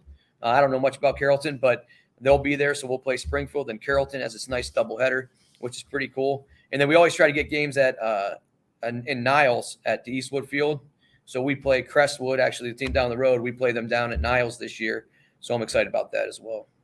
Coach, we know that the head coaches get all the praise, they get all the interviews, they get all the limelight, but they can't do it alone. So I want you to kind of give a shout out to your assistants, your staff, and the people that make this Garfield program kind of run the way it does. Oh, Randy Ward, he's my assistant coach. He's been with me for a number of years now. Without him, we wouldn't even have a season. We wouldn't be on the field. I mean, he so much time he puts into the field and working on the field and getting it ready. I mean, I'll go up there and check on my planning period because I'm a teacher. So I'll go up there in my planning period and he's up there working on the field and getting off of work somehow and being able to work on it. And there's no chance we're going to play, but he's like, I'll get it ready. And he always says it, I'll get it ready. It'll be ready. We'll have it ready to go. So he works countless hours on that field. I mean, John Dema is another guy. Anthony Dema's dad he's worked so much on the field so that we could get games in. That's great. Howard Moore has been volunteering. He's essentially my bench coach. He's in there with all the guys, and the rapport he has with the players is always great. And I just always like to thank all the parents, because it's so, baseball is such a hectic season. So I like to, thank all the parents and maybe not, name them all, but I appreciate all of them, and I appreciate the administration for always supporting us. So, but without Randy Ward, I mean, he coaches football with me. We both coach football on the football staff, and in the time that he devotes to this, the program wouldn't be where it's at without him. Coach, one of my final questions I just have for you, looking at your coaching style and just the way that you coach, I mean, coaching obviously goes beyond the X's and O's. And I think being a teacher gives you that unique perspective, because you see the student side as well as the athlete side. So looking at that, what are some of those life lessons, or how do you try to relate your coaching style to life, to where these kids can take your coaching lessons beyond the sport of baseball and into their actual lives? When I took over the program, they interviewed me in the Record Courier. The biggest thing I always wanted to focus on is making the players better people. And I'm not saying that they're bad people, and I'm not saying that they have bad morals or anything like that. What I'm saying is I just want them to be, a great person, as good as a person as you can be, in the classroom, around your parents, around your brothers and sisters, around children, anything like that. And really, and it's not necessarily like the coaching style or anything like that. It's just, I just want them to, if they leave here and maybe we don't win as many games as we want, but they had fun, they were successful, and they're a little bit of a better person, or they understand situations a little bit better. And they understand when things get tough, how to handle it, or they understand, all challenges that you'll have, and they can work through it, and they're a better person because of it. Then I did my job. And that's really what I stress ever since I've been here, and it's challenging to do that. And there's always bad, there's ups and downs in every season. And I don't always, have all the answers or anything like that. That definitely isn't what I'm trying to say. I just want them to be able to battle through adversity. And if they can do that and become a better person because of that, then I did my job. Coach, I want you to shout out your first game, shout out the community, give them a call to action to get out there and support you guys. When's your first home game, and what's it looking like on the schedule? So our first home game will be against Liberty. It's a league game. It's a new opponent. We haven't played them. We played them a long time ago in the playoffs one of the years, but it's home March 30th. And if we can, not necessarily pack the house, but get some crowd there, some fans cheering, first time in the MVAC, maybe send a message to the rest of them. That would be great.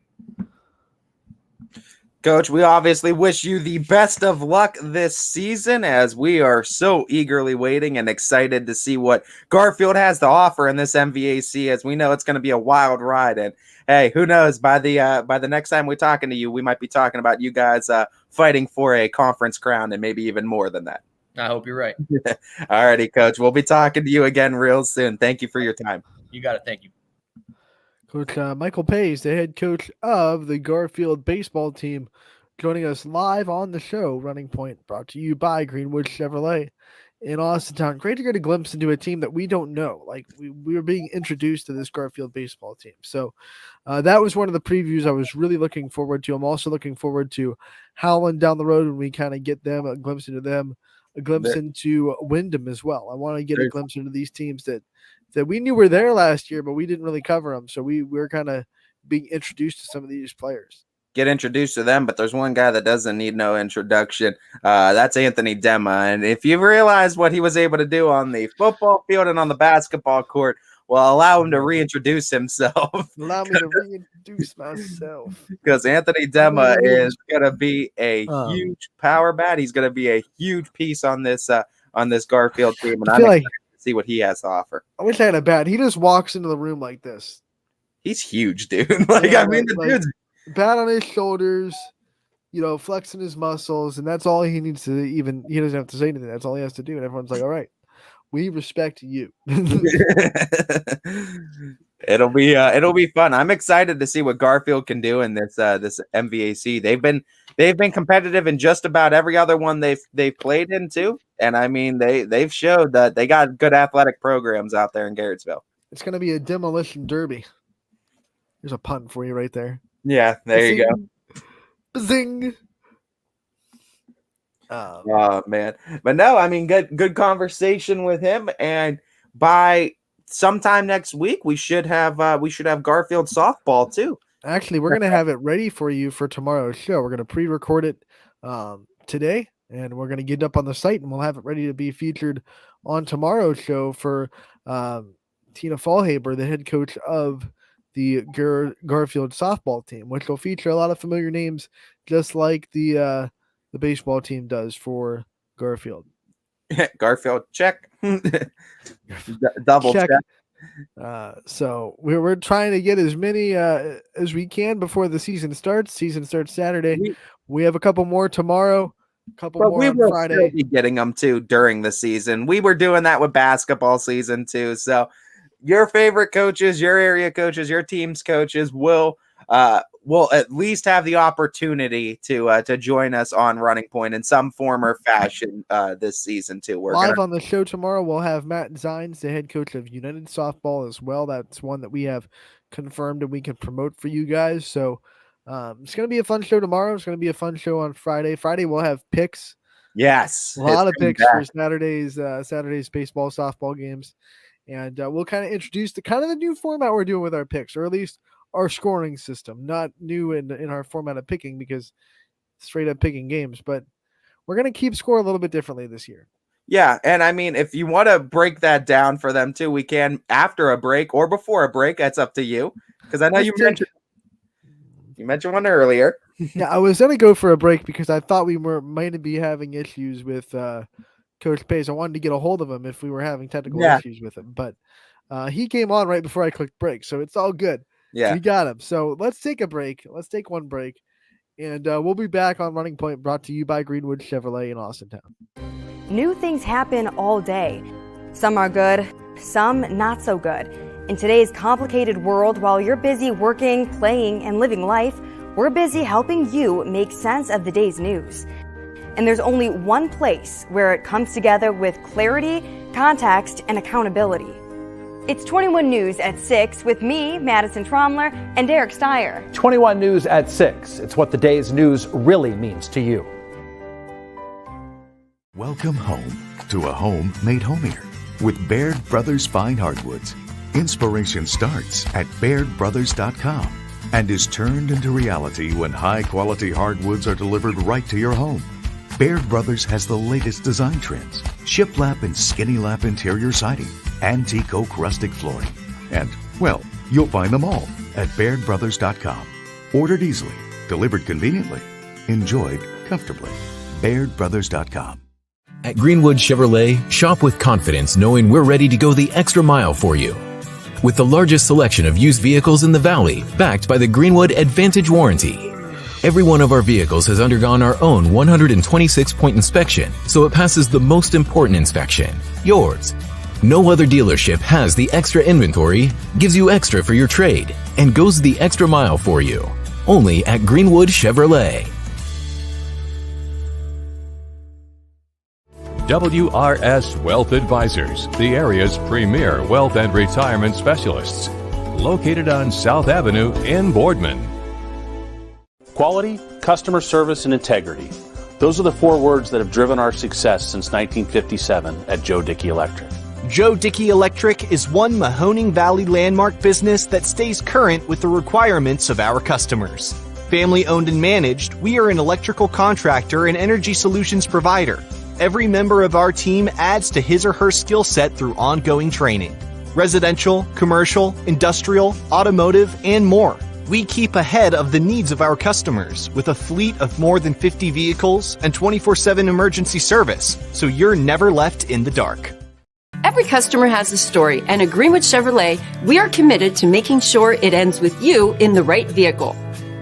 I get to be part of somebody's adventure, whether it's buying a car for the first time, helping them get approved, or finding the perfect car for their budget. I'm proud that people trust me with their finances. They trust me to take care of them, and they trust me with their story.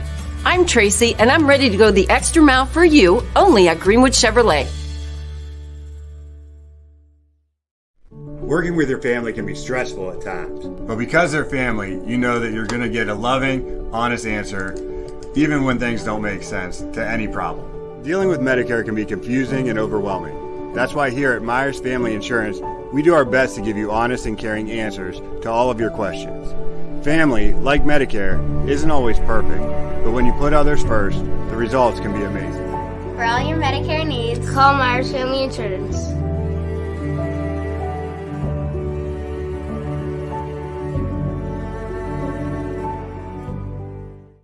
It's storm season. I think we're under the gun for some heavy storms over the next couple of hours. And Storm Tracker 21 is ready. This is probably the one we're keeping a closer eye on. On air.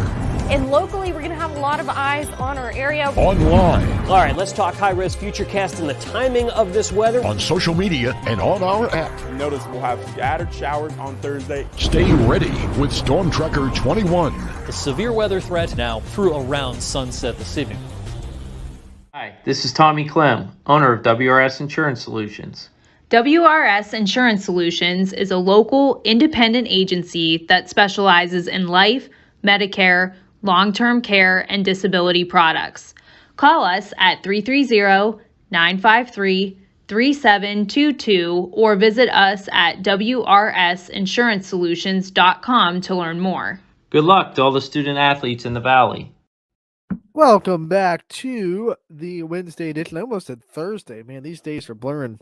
Wednesday edition of Running Point on ysnlive.com, brought to you by Greenwood Chevrolet in Austintown. If you missed it, we've had Coach Jeff Derose on of the South Range softball team, and we've also had head coach of Garfield baseball, Michael Pays, on as well. You'll be able to see those on our site pretty soon if you did miss them. And you can also head over to our YouTube channel and see them when they go up on there. If you do want to hit that subscribe button right there, the big subscribe button under the video, and then hit that notification bell so you never miss content that we post on YouTube. Pretty much daily video content going up on our YouTube page, so don't miss a minute of it. Coaches interviews, player interviews, post-game press conferences, highlights, etc., etc. Any video content that we put up goes straight on YouTube, so make sure you check us out there. Yep, no doubt. It's gonna be. It's always constantly getting updated with content too, with all the coaches interviews we have featured on the show. So yeah, if you missed one, stay tuned to the YouTube page. It'll get posted there. Ty, before we go any further, I think we have to congratulate. Youngstown State on making what I like to call the Keystone State sweep yesterday. Pitt, Wednesday, yep, check. Penn State, yep, check. 2-1 win over Penn State last night in a big victory. The first victory over a Big Ten school in a long time for YSU. They got it done 2-1. Braden O'Shaughnessy scoring the game-winning run on a leadoff single, leadoff single, wild pitch, pass ball. So talk about giving YSU the run. You can't serve it up any better than that. Yeah, honestly, I mean, geez, oh man, I mean that's what you love about baseball. It's what you love about those sports, baseball, softball. I mean, it's exciting because with no time limit, anything could happen in an inning, and an inning only ends when you get those 3 outs, and that's the thing I love the most about that sport too. Is it ends when you make it end too. There's no time that saves you. Appreciate this. Totally Tech Tips. Thanks for the follow. And thanks for the kind words. Don't know who you are, but we appreciate it. No, but back to YSU. Yeah. That's a fantastic kind of moment for YSU. Like I said, their first Big Ten win since 1996, if I'm right. Oof. I saw it on Twitter. I hope I'm right. And they're they got the Keystone State sweep. Penn State, Pitt, check. They'll have Pitt again, I believe, at YSU before the season's over. It'll be interesting too. And I mean, Anthony, you got to also talk about Lydia Spalding. She's going to be coming to Pitt. I know you've been excited. You've been talking about. You already came to Pitt. I know you've been talking about it, and you haven't even recapped what you were seeing. Well, she went to Pitt last week, and what was they won. They beat Pitt. But there was a reason I didn't go, and now I can't remember why I didn't go. I just didn't know if you saw it or something like that. You were mentioning it too. I just I didn't know. was so excited, and then I was like, wait, that's a Wednesday, and Wednesdays aren't great days for me because my ride babysits our nieces and nephews. Yeah, I think that was pretty much it. I think, but yeah, Lydia Spalding came to Pitt and got the big win for Penn State. And Penn State got the big win, and she got her first collegiate start this weekend against Cornell. They played Cornell over the weekend, and they gave Lydia Spalding the start. So, doing good things at Penn State. We saw a matchup of a lot of YSN players last night at YSU with St. Bonaventure coming to town, and Brooke Bobby from Poland was there. She scored the Bonnie's first 2 runs in their 5-4 win over YSU in game 1, and then YSU split the series with a win in game 2 for the softball diamond. Our good friend Anthony Romo, heck of a call for YSU softball, like he always does. Yep. Props to Anthony Romo for all the work he does there too, and the work he does for us here at YSN. Does a great job too, and a very good announcer in the area as well. Bree Kohler got the start last night in game 1 against St. Bonaventure. So seeing old rivals from Poland and South Ranch go at it in college. And Brooke Bobby got the better of that matchup, scored the first 2 runs for St. Bonaventure. And Anthony was sitting there watching like, yeah, I was watching like what I was saying to myself is like, you're going to start Bree Kohler against a team that has someone that literally saw her twice a year in high school. No one's going to have a better scouting report on Bree Kohler than someone like Brooke Bobby. So I was like, oh, and hey, they split, so it's a good thing. Brooke Bobby got a win. YSU got a win. A lot of YSN talent on YSU's team. Outside of Bree Kohler, you got Contetta Rinaldi from Mooney. You got Kennedy Vrabel from Lisbon. You got Megan Turner from Champion. You got Sophie Howell from Champion. So a lot of local talent on that YSU softball team. Love to see it too. I love to see these local athletes kind of stay local, and we can kind of follow them into the to the next level of their athletic. And then you got Jordan Anderson from West Branch that went all the way to Washington D.C. to play for George Mason. Yeah, that's not local at all. How am I supposed to go watch you play when you're playing in Washington D.C.? Let's go. Anthony's angry. He's like, make a different decision. No, I'm not angry at all. I think that's a great decision. Anthony's like, where's my tickets to DC? They played St. Bonaventure as well because they're in the same conference. So they played each other in George Mason. So great to see all of our former YSN athletes succeed in college, whether it be Division I, Division II, Division III, JUCO, wherever you are. We love seeing it. Yeah, it's a big time management commitment. We talked about the YSN talent on the softball team, but YSU baseball. And Brandon O'Shaughnessy got the game-winning run. He's a Poland grad. Yeah, Lane Rhodes has been featured a few times. Yeah, we talked about Lane the other day too with Coach. We did. Got some fake Lane Rhodes in the comments yesterday too. Yeah, too. That we did some digging afterwards, and we found out how fake they were because the accounts switch over. If you go into past videos, all of a sudden that same Lane Rhodes comment is all of a sudden somebody else. So we know that's fake.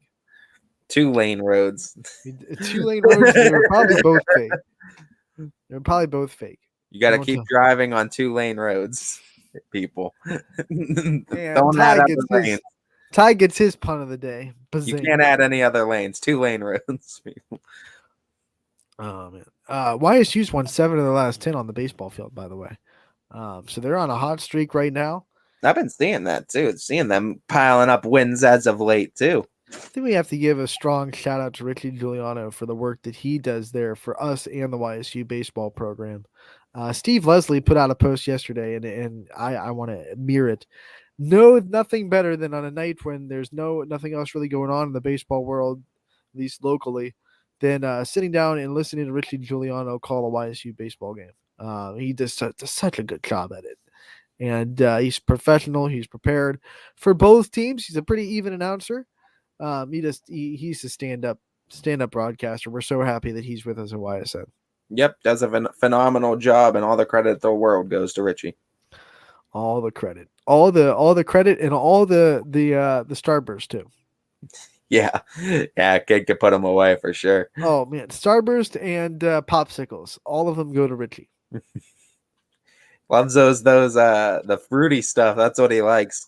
Ice. I think he's good on the ice pops too. Remember those ones that you like freeze and they're like big tubes? Those are the They're best pretty much- ones. Oh, Those are undefeated. Like, everything. I don't like grape. oh, a grape's fine. Like I'm not picky about any of the flavors. When I eat something that's grape flavored, like memories of Dimetapp flash back into my childhood brain, which could cure anything in the world. My didn't brothers really taste great. My brothers and I would always just grab like a stack of like 4. You just cut the tops off all 4, and you just have That's why I don't really like anything cherry either, because it makes me think of cough syrup that was like cherry flavored, but one of the nastiest concoctions you ever had to drink as a child. Oh, I love the cherry flavored stuff. I'm more of a fan of like strawberry, watermelon. Like when you're talking about like fruit flavors. Yeah, when it's fruit flavors, like all the red fruits. That's why, like raspberry, cherry, like anything red's, watermelon, all that kind of stuff. That's blue raspberry is great, but you better be home when you're doing it because it turns your mouth like a Smurf, and you're going out in public with Smurf mouth. Blue raspberry is not even a real fruit either. I don't think it is. So a fruit, a raspberry. Raspberry is. There's no such thing as a blue raspberry. I'm gonna look it up. I think that's totally made up for the candy world. I don't think blue raspberry is a real fruit. Like a raspberry is, obviously, but I don't think there's a blue raspberry in the world. There's a black raspberry and there's red raspberries. I don't think there's blue ones. You're gonna see some photoshopped raspberry and try to pass it off as they're real time. I'm looking at one. There's an article that's titled "What even is blue raspberry anyway?" That's what I was saying. I don't think a blue raspberry is a fruit. I think it's totally made up for the candy world. I love blue raspberry, don't get me wrong. Like, I go for it if it's like in a slushy form, or if like the Airheads blue raspberry is one that stands out to me that I remember. Okay, so here's the according to this, which is bonappetit.com. Oh, well, there you go, Ant. The story of blues raspberry begins in the 1950s when there were already a lot of questions about the safety of red number 2, which is the dye that makes your raspberries, your cherries, your red food coloring, by the FDA. The FDA Act of 1938, the aftermath of talking about that, and took its name from the grain, but not the grain. In 1957, a Harvard business historian who specializes in the history of food and colorings came out and concluded that red number 2 was safe to consume, but it was this is I should have read What this are we? way. I think it had to do with red number 2 not being.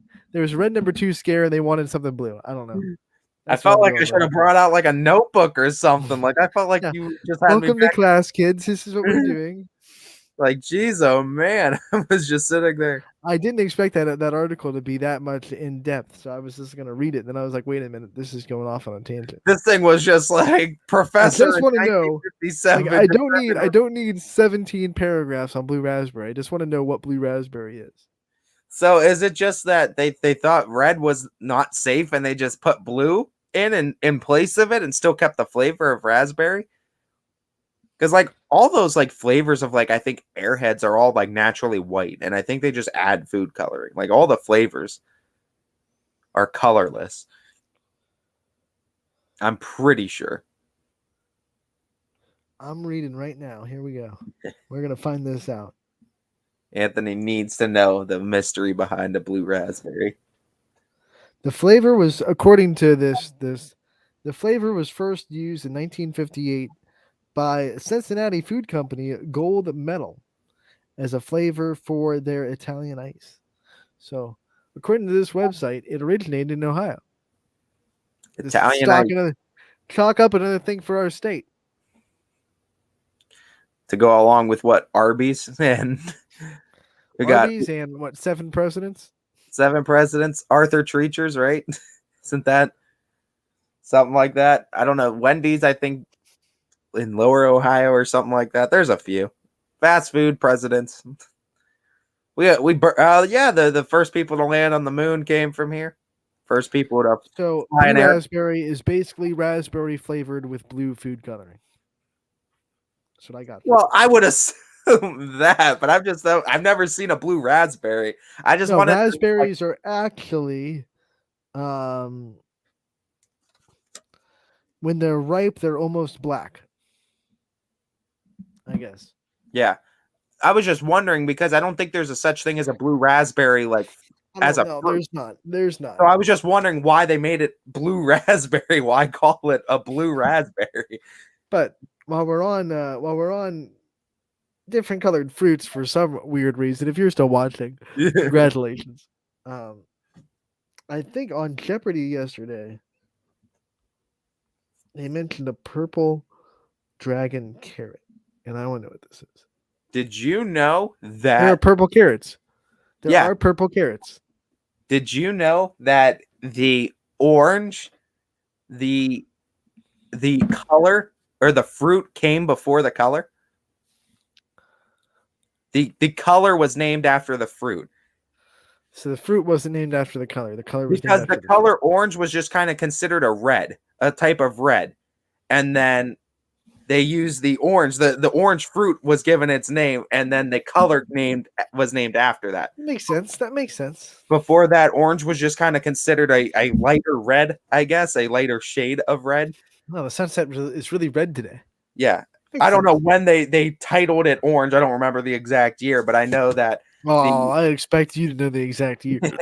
You robot. We didn't do. We missed Scotty. We didn't do trivia. I know Wednesday. what we missed Scotty this week. We didn't have any Gary. We don't have Brian. We got to wait for Track Star. I literally just heard the ratings drop, says DJ. We got off on a tangent on the fruit. Oh man. All right. Yeah.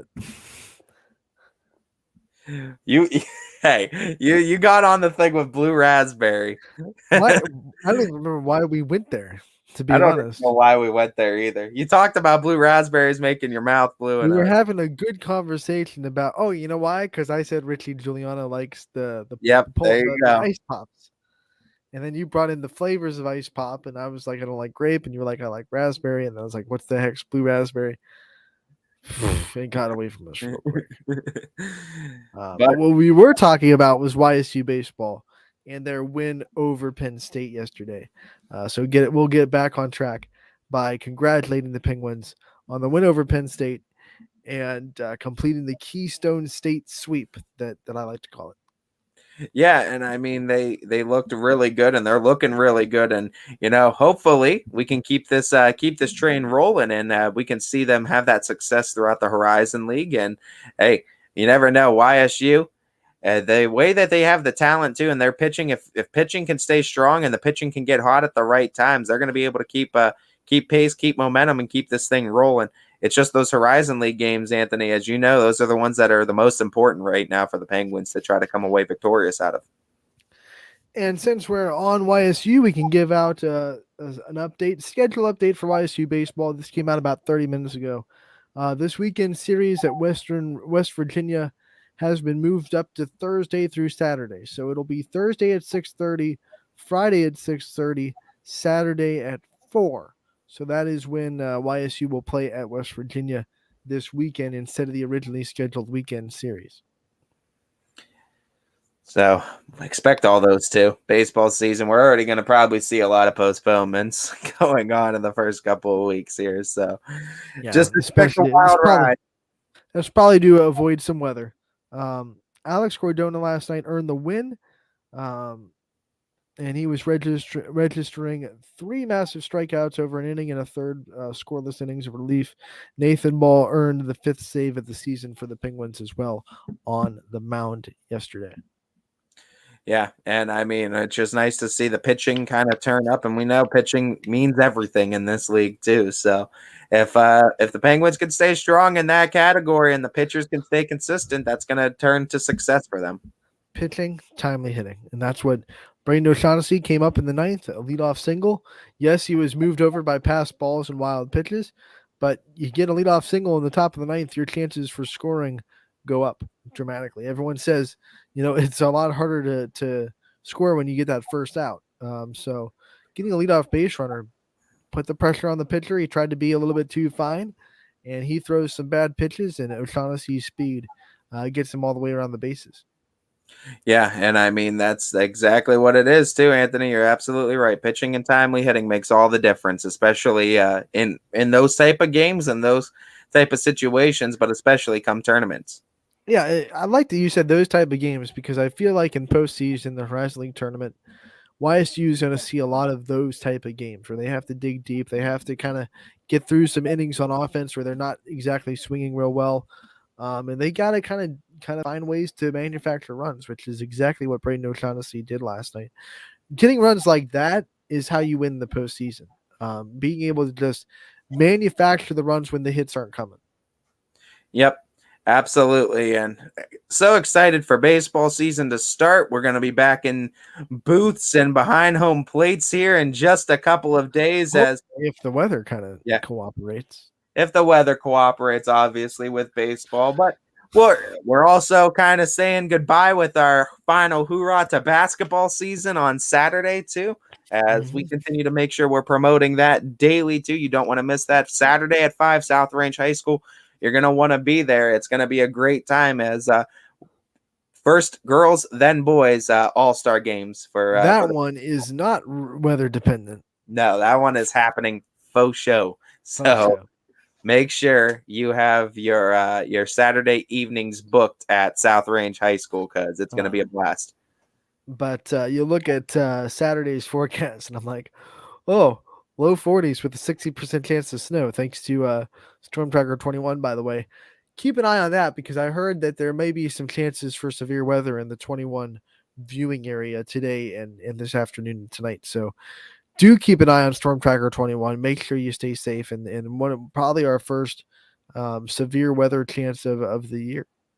Anthony's going to be tied down to a pipe with a belt like in Twister. You're going to see. Not because of a tornado, but because I'm having a meltdown because Tyreek Hill's going to Miami. Yeah.